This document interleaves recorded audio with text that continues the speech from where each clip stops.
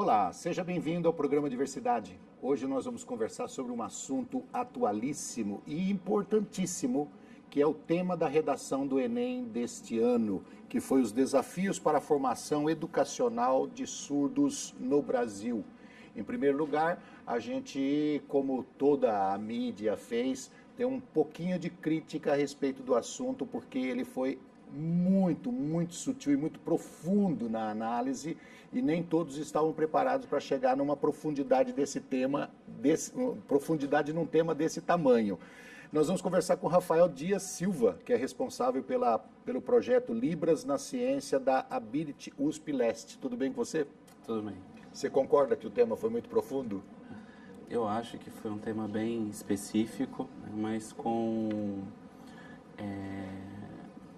que os alunos, de uma forma geral, podiam argumentar a respeito desse tema, que muitos vivem isso, né, em salas de aula, nas escolas hoje. Né? Nós estamos comentando sobre o que os alunos falaram. Olha, poxa vida, falar sobre Libras, falar sobre a questão da inclusão no ensino, falar sobre, de uma forma genérica, ficaria mais fácil do que a especificidade que eles deram, né? Foi muito específico, olha, os desafios para a formação educacional do surdo no Brasil, né? Então ficou um negócio assim muito tênue ali, muito pequeno para se falar.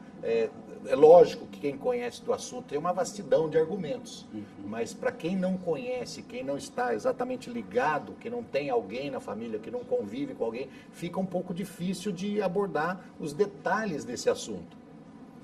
Sim, a parte que eu verifiquei que acabou contribuindo para esses alunos elaborarem essa redação foram os temas, os textos de apoio, né?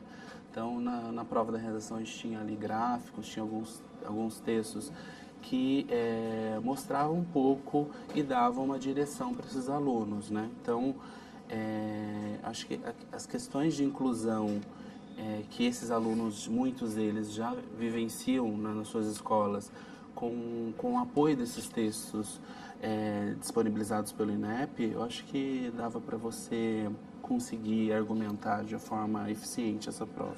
Então, peraí, então vamos por partes, certo? Para quem não fez o Enem, para os pais que receberam os filhos depois da prova, e, nossa, tadinho do meu filho, tem que pegar um tema de redação tão difícil, né?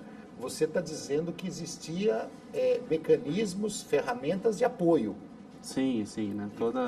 Na prova ou no curso, no colegial, lá no segundo grau, aonde que estavam essas ferramentas? Veio na própria prova, né? O INEP disponibiliza alguns textos, disponibilizou gráficos que acompanhavam um pouco da evolução das matrículas de alunos surdos no Brasil ao longo dos anos, né? Então, esses alunos, eles tinham textos de apoio que poderiam funcionar ali para subsidiar. Para subsidiar. Então, os alunos não estavam totalmente com falta de instrumentos ali para colaborar na construção dessa redação. Quer dizer, fora o conhecimento que os alunos devem ter toda vez que você vai fazer uma prova de universidade, né? Um vestibular para USP, para qualquer faculdade federal aí, como o ITA, que é uma faculdade também que exige bastante, ou o Enem, os alunos têm que estar cientes que cai geralmente a atualidade, principalmente nas redações. Né? Então o pessoal fala, eu estudei pra caramba, mas você leu revistas ultimamente? Você leu jornais ultimamente? Você tem acompanhado os noticiários, sejam políticos, esportivos, sociais, de infraestrutura, de ecologia? Tem acompanhado o que está acontecendo no mundo? Geralmente acontece isso. E esse tema, inclusão, ele é bastante discutido na mídia. Então, fora esse conhecimento de atualidade que o aluno deve ter, ele tinha gráficos mostrando o número de alunos inscritos, quer dizer, tinha textos de apoio. Tinha. O INEP disponibilizou esse apoio para a construção, né? Então, o aluno não chegou na prova, né, sem algum apoio, né? E justamente a questão dessa vivência desse aluno, né, que hoje a grande maioria dos alunos que prestam Enem são de escola pública, né, e a vivência de inclusão já é uma realidade, né, pelo menos a física ela já existe na escola pública. Então eu acho que foi uma demanda muito importante eles cobrarem isso na prova. Eu acho que o INEP acertou em 2 pontos.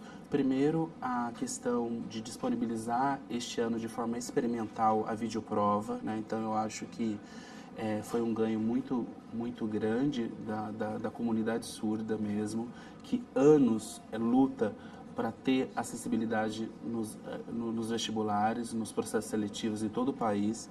E segundo, na questão do tema do Enem. Eu acho que muitos jovens ficam invisíveis no processo educacional, isso não somente o surdo, mas os alunos com deficiência de uma maneira geral.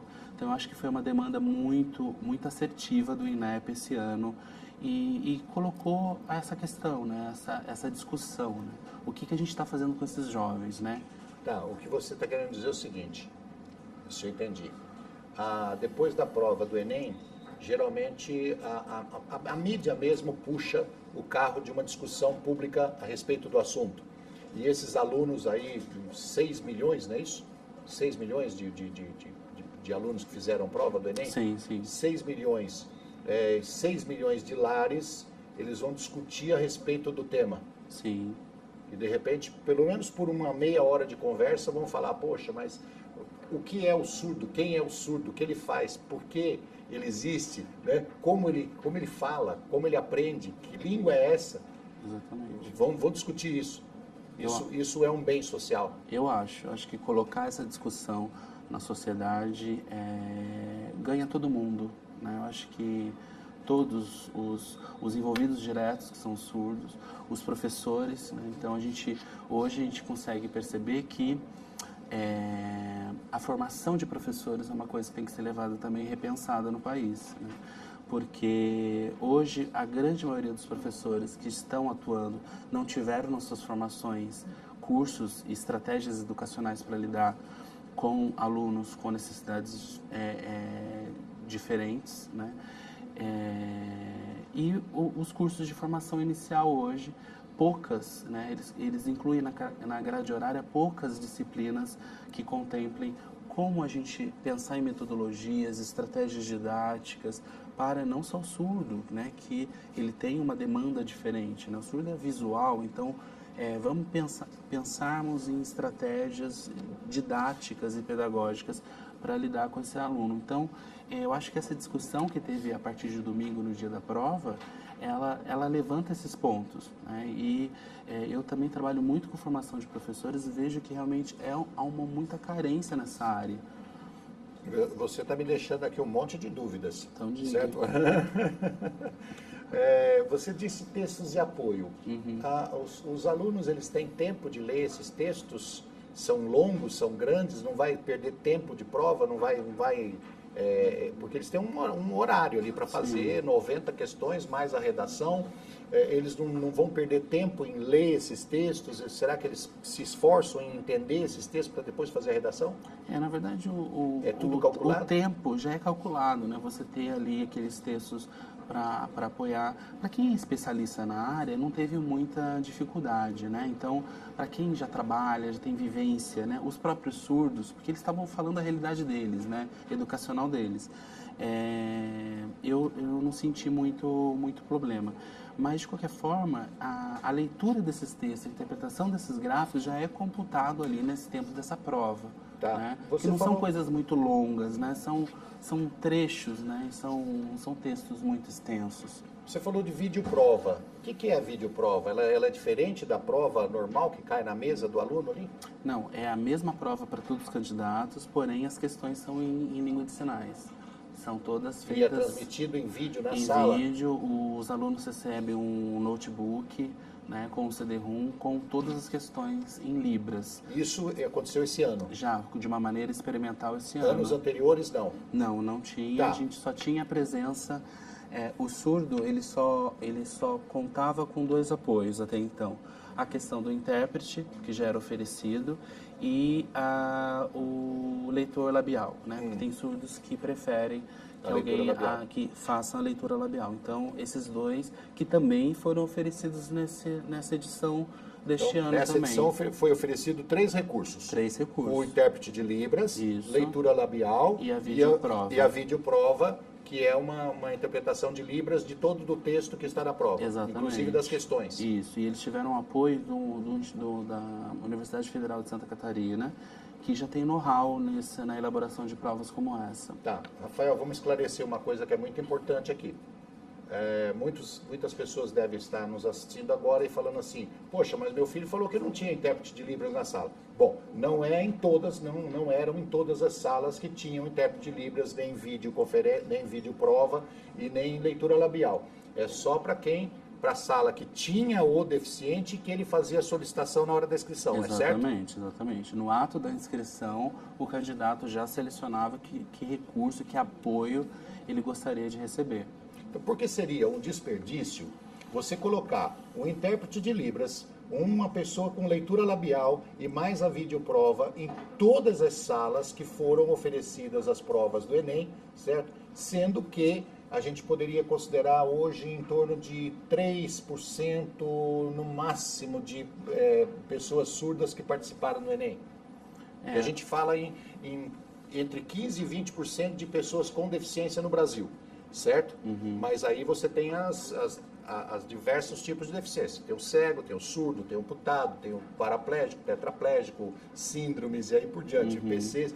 Então, nessa divisão, a gente colocaria que 3% dos alunos que fizeram prova do Enem tinham a surdez, tinham a deficiência de surdez. Isso. Certo? Então, você imagina, colocar intérprete em todas as salas seria um gasto jogado fora. Sim. Certo? Então, só para as salas onde existia um aluno que na hora da inscrição dele para o Enem, ele fez a solicitação. Olha, tem lá um xizinho, né? Tem alguma deficiência? Sim, qual deficiência? Essa. Você quer algum recurso extra? Deve ser mais ou menos isso. Isso, exatamente. Quer algum recurso extra? Ele solicita. E o INEP, ele organiza isso em salas, né? Então, existe um limite aí para quantidade de alunos, né? Então, é bem organizado, né, nessa parte, né? E eles também recebiam a prova o caderno de questões, isso normalmente, né? Ok. Nós estamos conversando com o Rafael Dias Silva, que é responsável pelo projeto Libras na Ciência da Ability USP Leste. E o nosso tema de hoje é a redação do Enem, que foi os desafios para a formação educacional de surdos no Brasil. Nós vamos para um rápido intervalo e já voltamos. Estamos de volta com o programa Diversidade, hoje conversando com Rafael Dias Silva, que é responsável pelo projeto Libras na Ciência da ABITS. Agora eu falei certo. Da USP Leste. Nós estamos falando sobre a prova do Enem, a gente precisa aprofundar um pouquinho no antes e no depois desta prova, porque a prova é o tema central, né? Mas nós temos um antes e temos um depois, como todo contexto, né? Nós temos que falar do antes e depois fazer as nossas projeções. A primeira coisa que a gente tem que falar a respeito do Enem é o seguinte: nós tivemos aquela reclamação de uma aluna, se não me engano, da Baixada Santista, que disse que ela não tinha um conhecimento total do texto porque não tinha um intérprete de Libras lá, ok?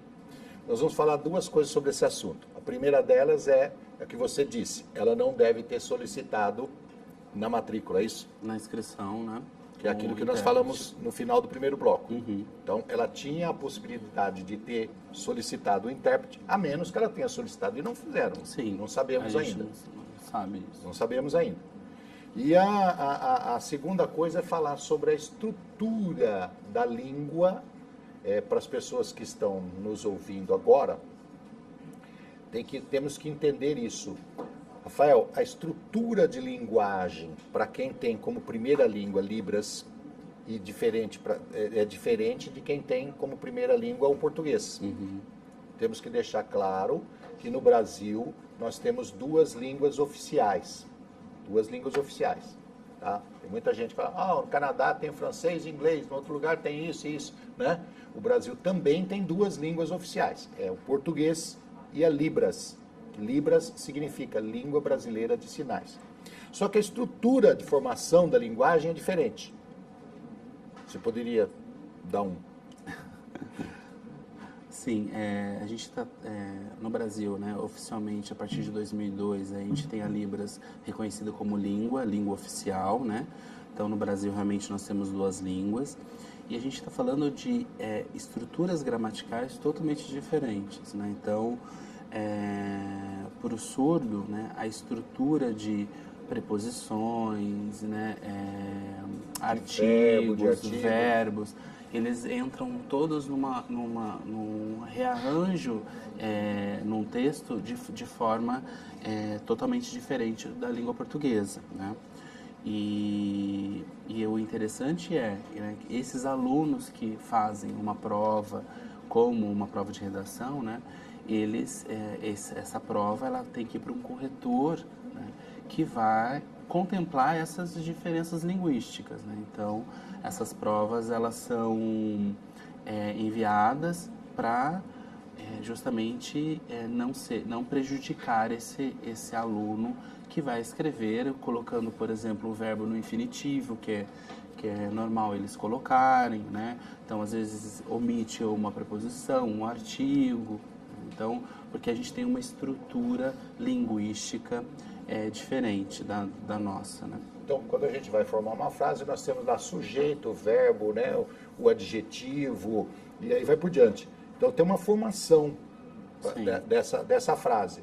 O surdo, como você disse, às vezes omite um adjetivo, omite um artigo, principalmente. O artigo, principalmente, eles omitem porque não há necessidade, eles conseguem entender a formação da frase. E a frase sai, às vezes, meio que desconexa para nós. Sim. Né? Que eu estava até brincando com você antes lá, né? Mamãe, ontem, boa festa, né? Coisa assim, né? Mamãe, festa boa ontem em casa. Isso seria uma estrutura, mais ou menos, da linguagem do surdo, Libras. E nós falaríamos assim, ó, ontem teve uma festa boa na casa da mamãe. Então, nós estamos usando uma estrutura completamente diferente. Então, por isso que a pessoa que tem primeira formação em Libras, ela não conseguiria entender realmente o texto, todinho, né? Conseguir entender a linguagem. O surdo tem uma dificuldade com a língua portuguesa, né? Tanto que lá no cursinho pré-vestibular a gente trabalha com palavras-chave que a gente, com os professores de português, eles trabalham com esses alunos. Então, esse reconhecimento de palavras-chave no texto costuma colaborar nesse processo, né? Porque para o surdo, por exemplo, uma organização assim, o gato comeu o rato. Para a gente faz todo sentido, né? Mas para o surdo não. Então, primeiro vem o rato, o gato comer. Então, é isso que quem vai avaliar, quem vai dar nota nessas redações, precisa entender que essa seria uma estrutura aceitável, né? Isso não significa que este aluno não esteja falando corretamente, não esteja se expressando corretamente. Não, ele está se expressando, só que em cima da língua dele, né? Ok. Rafael, nós temos hoje, vamos falar agora do antes. Nós temos hoje na escola, principalmente as escolas municipais e estaduais, que são as antecessoras da faculdade, né? Uhum. Já uma estrutura bem formada de prestação de serviço para os alunos, vamos colocar assim. Nós temos intérprete de Libras nas escolas, não é o sonho, não é o ideal, não é o que a gente queria, mas tem.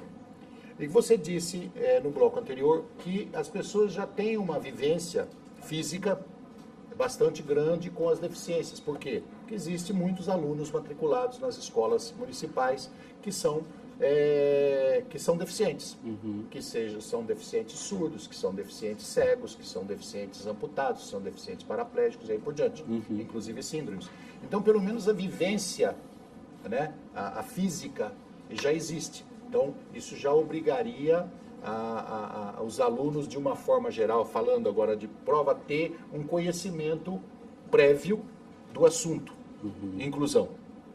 Mas nós vamos falar do deficiente surdo. E eu perguntei para você, por que eles não chegam a um nível de preparação razoável ou boa para enfrentar uma prova do Enem, sabendo que ele tem lá a língua dele diferente da língua oficial que vai ser colocada no Enem, certo? Sim. Aí eu falei, comentei com você antes do programa, eu falei assim, existe de repente uma falta de vontade por parte dos deficientes? Essa pergunta vem embasada na história da Helen Keller, né? A Helen Keller, para quem não conhece a história, é uma menina que nasceu surdo-cega, que a surdo-cegueira é uma deficiência, não é duas. O pessoal pensa que é surdo, uma deficiência, e cego, outra deficiência. Surdo-cegueira é uma deficiência só. Surdo-cega lá no início dos anos 1900, certo? Onde naquele tempo não existia absolutamente nada a respeito de inclusão, nada para o deficiente era enclausurado, era tido como, no caso dela, era tido como animal, né? Era uma coisa assim, absurda a deficiência dela. E essa mulher, com o esforço dela e da professora dela, Anne Sullivan, com o esforço das duas, ela chegou a ser palestrante mundial, fez palestra em vários países, falava aí 3 ou 4 línguas, onde ela teve um esforço magnífico, naquela época onde não existia recurso nenhum. Hoje, nós temos recurso, nós falamos de inclusão, nós temos professores que são habilitados a informar, nós temos vivência, então falta um pouco de vontade por parte dos deficientes? Eu acho que essa questão da vontade existe, né? Ela acho que é necessária, né? Os deficientes, de uma maneira geral, lutarem, né? pelo seu espaço, né? Pensando na escola, a questão da inclusão educacional, ela precisa ser agora, entrar na pauta de discussões, né? Porque hoje nós recebemos os alunos, né? E agora a gente está garantindo um processo educacional igual para todos, né? E muitas vezes a gente sabe que, infelizmente, esse apoio educacional ele ainda não existe, né? E o apoio, a força de vontade, eu acho que isso para qualquer situação, acho que ela vale para deficiente, né? Ou não? Para deficiente ou não. Eu acho também que são jovens com um potencial fantástico de desenvolvimento, né? A gente acompanha os jovens lá no cursinho, a gente está na comunidade surda, e eles precisam muitas vezes só de um direcionamento para conseguir se desenvolver, né? Então eu acho que esse apoio ele precisa ter, junto com a força de vontade deles, e apoio da família, né? Eu acho que a família nesse aspecto ela contribui muito, né? E infelizmente muitos desses jovens não contam com o apoio da família, né? Então eu acho que a junção de tudo isso, acho que o apoio da família é fundamental. Eu acho que, né, infelizmente, mas a gente vê histórias que a família deixa de lado, não apoia, né? Então muitas vezes até mesmo é o que acabou surpreendendo a gente nessa versão do cursinho desse ano. A gente desenvolve esse cursinho desde 2014. Este ano nós tivemos pais que escreveram e-mail para mim, né, que eu coordeno, né, dou a disciplina de física e coordeno o cursinho. Eles escreveram, ligaram, né, interessados em saber grade horária, o que esses alunos iam ter de disciplinas, né? Tá. Como é que faz para o pessoal entrar em contato com você para conhecer esse projeto Libras na Ciência da ABITS? As inscrições começam a partir de março de todo ano, né? As aulas começam a partir de junho, né? São só para surdos? São só para surdos. Oferecemos as vagas exclusivamente para surdos. Todos os professores eles são bilíngues, então não tem intérprete em sala de aula. E onde a pessoa te procura? Tem algum site? Tem pelo e-mail rafael.dias.silva@alumni.usp.br ou pelo Facebook Libras na Ciência, pela página do Facebook Libras na Ciência. Libras na Ciência, e tem período de inscrições, sai lista de espera, tudo certinho. Agora, concluindo lá o futuro, você disse para mim que lá no Rio de Janeiro teve uma aluna que fez o vestibular, passou e teve que cancelar a matrícula na faculdade porque a faculdade não oferecia os recursos de que ela necessitava. Sim. Isso é triste, né? E na verdade o que a gente tem que observar agora é o seguinte, né? Estamos tendo maior acessibilidade nos processos seletivos. Eu acredito que nos próximos anos os surdos vão começar a entrar com maior frequência nas universidades, justamente por esse apoio, né? A videoprova, né? Então a redação corrigida de forma diferenciada, eu acho que o surdo vai conseguir. E aí, um segundo passo importantíssimo né? Que estrutura eu vou oferecer dentro das universidades, né? Para garantir que esse meu aluno se forme. Ok. Né? Rafael, bom, é o seguinte, se não houver demanda, as faculdades não vão se mexer. Então, os surdos têm que ir para a escola, têm que ir para a faculdade. Todos os deficientes têm que ir para a escola, têm que ir para a faculdade. Se não houver demanda, as faculdades não se mexem. Terminamos. Conversei com o Rafael Dias Silva, que é responsável pelo projeto Libras na Ciência da ABITS USP Leste. Agradeço bastante o seu trabalho, agradeço a sua presença aqui. Eu que agradeço a oportunidade. E agradecemos você que esteve conosco no programa Diversidade. Te esperamos na próxima semana. Um abraço, até lá.